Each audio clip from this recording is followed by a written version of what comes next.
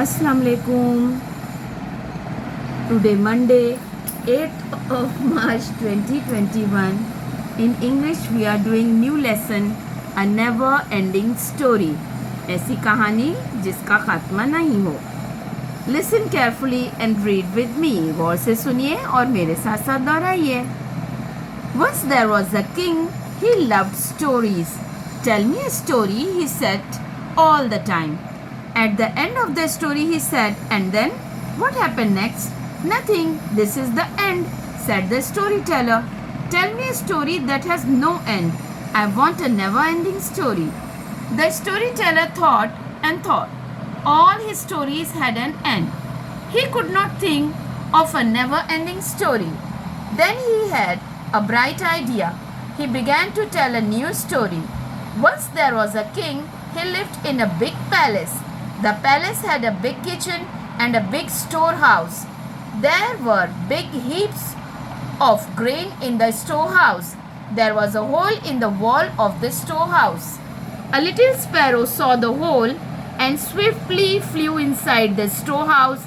Then she picked a grain and flew away. What happened next? Said the king. Then another sparrow saw the hole, flew in, picked a grain and flew away. Oh, and then what happened next? Then a third sparrow saw the hole, flew in, picked a grain and flew away.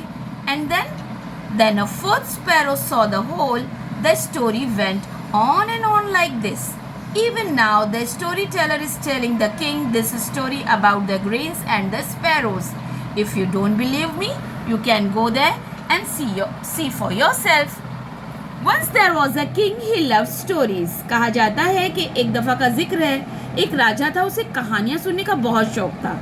वो कहता, tell me a story, मुझे एक कहानी सुनाओ. और जब कहानी ख़त्म होने लगती तो कहता, अच्छा फिर क्या हुआ आगे. कहानी सुनाने वाला जो किस्सा गो रहता वो कहता, बस ख़त्म हुई कहानी. राजा ने कहा कि मुझे एक ऐसी कहानी सुनाओ कि जिसकी कोई एंडिंग ना हो, जो ख़त्म ना होती हो, बस चलती रहे.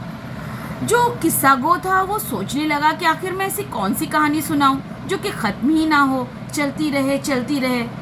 आखिरकार उसे एक कहानी का ख्याल आया और एक बहुत ही अच्छा आइडिया आया. He began to tell a new story. उसने नई कहानी जो है राजा को सुनानी शुरू की. कहा कि एक दफ़ा का जिक्र है, एक बहुत ही बड़ा राजा था. वो एक बहुत बड़े महल में रहता था.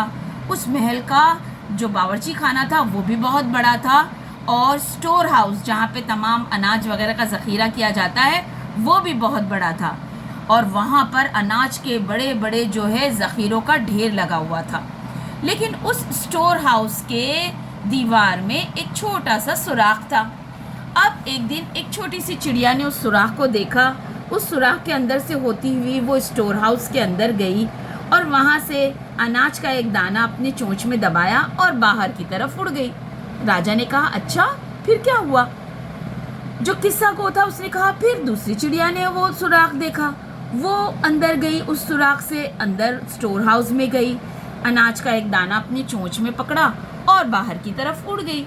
राजा ने कहा, ओह, एंड देन फिर क्या हुआ. उसके बाद तीसरी चिड़िया ने उस सुराख को देखा. वो भी अंदर गई, अनाज का एक दाना लिया और उड़ गई. एंड देन फिर क्या हुआ. Then a fourth sparrow saw the whole.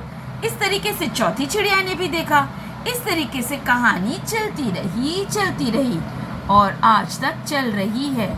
और इसमें जो इस सबक के मुसन्निफ़ हैं वो कह रहे हैं कि अगर आपको यकीन नहीं आ रहा है तो आप जाओ वहाँ पर देखो कि वाकई में वो राजा जो है वहीं पर है मौजूद और वो किस्सा गो जो है उसकी कहानी जो है अभी तक चल रही है कि चिड़िया जो है उड़कर सुराख के अंदर गई, सुराख के अंदर से वो स्टोर हाउस के अंदर गई, एक दाना जो है अपनी चोंच में दबाई और उड़ गई.